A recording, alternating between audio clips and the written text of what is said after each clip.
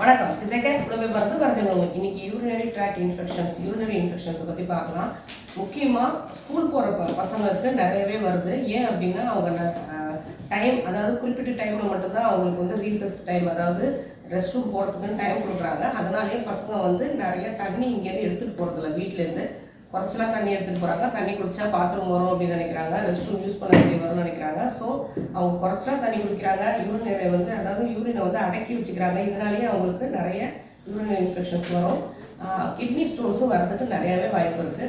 அவங்க என்ன பண்ணலாம் அப்படின்னா, முதல் விஷயம் அவங்க வந்து காரம் நிறையா சாப்பிடக்கூடாது, நிறைய தண்ணி குடிக்கணும்.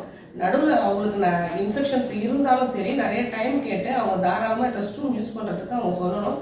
இதே ரெஸ்ட் ரூம் வந்து க்ளீனாக இல்லை அப்படின்னு அவங்க நினச்சாலே, எப்போ உள்ளார அவங்க நிறைய பேர் யூஸ் பண்ணுற ரெஸ்ட் ரூம்ஸை யூஸ் பண்ணும்போது முதல்ல போன உடனே அங்கே பக்கெட்டில் நிறைய தண்ணி இருக்கும். ஒரு பக்கெட் ஃபுல்லாக அந்த டாய்லெட்டில் ஃபுல்லாக ஊற்றிட்டு தான் அவங்க குழந்தைங்களுக்கு யூஸ் பண்ணணும் அப்படிங்கிறத ஒவ்வொரு ஸ்டூடெண்ட்டும் நம்ம குழந்தைங்களுக்கு வீட்டில் சொல்லிக் கொடுக்கணும். அடுத்தது நிறைய தண்ணி எடுத்துகிட்டு போகணும்னு சொல்லணும். அங்கே இருக்கிற தண்ணியும் யூஸ் பண்ணலாம் அப்படிங்கிறத சொல்லணும். ஸ்கூலில் நிறையவே, அதாவது மினரல் வாட்டர்ன்ற பேரில் நிறைய கேன் வாங்கி வச்சுருக்காங்க. அந்த தண்ணி பெரும்பாலும் யூஸ் பண்ணாத மாதிரி நம்ம வீட்டில் எப்படி நம்ம குழந்தைங்களுக்கு எல்லாருக்குமே பொதுவாக தண்ணி நல்லாவே எரிச்சிட்டு 5 நிமிஷம்னாலும் கொதிக்க வச்சுட்டு அதை ஆற வச்சு வடிகட்டி தான் வச்சுருப்போம். அந்த தண்ணி ஒரு 2 பாட்டில்னாலும் கொடுத்து விடணும். காலையிலேருந்து ஸ்கூல்லேருந்து வர வரைக்கும் 2 பாட்டில் தண்ணினாலும் குடிங்க அப்படின்னு சொல்லி வைக்கணும். இந்த உடம்பு சூடு அதிகமானாலே, அதாவது உடம்புல தண்ணி வத்துனாலே அவங்களுக்கு வந்து யூரினரி ட்ராக்ட் இன்ஃபெக்ஷன்ஸ் நிறைய வர சான்சஸ் இருக்குது.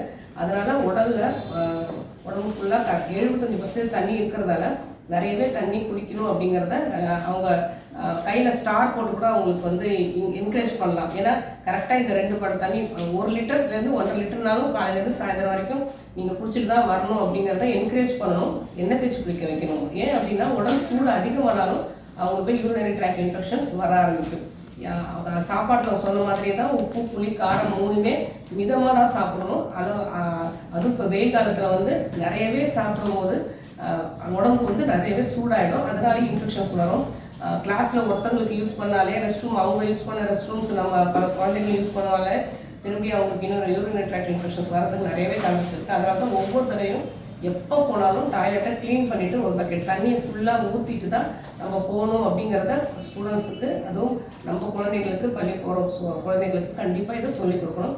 யூரினரி இன்ஃபெக்ஷன்ஸ் இருக்குங்கிறத பெற்றோர்கிட்ட உடனே சொல்லணும் அப்படிங்கிறதையும் சொல்லணும். ஏன்னா உடனே அதுவும் முக்கியமாக ஆண்களை விட பெண்களுக்கு வந்து இது அடிக்கடி ஏற்படும் போது அவங்களுக்கு ஒயிட் டிஸ்சார்ஜ் ஏற்படுறதுக்கு நிறைய சான்சஸ் இருக்குது. அதுவும் பியூபர்ட்டி டைமில், அவங்களுக்கு பீரியட்ஸ் வர டைமில் இந்த அரிப்பு வந்து அதிகமாகிடுச்சு அப்படின்னா அவங்களுக்கு யூட்ரஸ்லையும் பிரச்சனை வரதுக்கு வாய்ப்பு இருக்குது. அதனால் பெண் குழந்தைகளுக்கு முக்கியமாக இதை பற்றி எஜுகேட் பண்ணிட்டாலே அவங்களுக்கு இந்த யூரினரி இன்ஃபெக்ஷன்ஸ் இருக்குது அப்படிங்கிறத சொல்லணும்.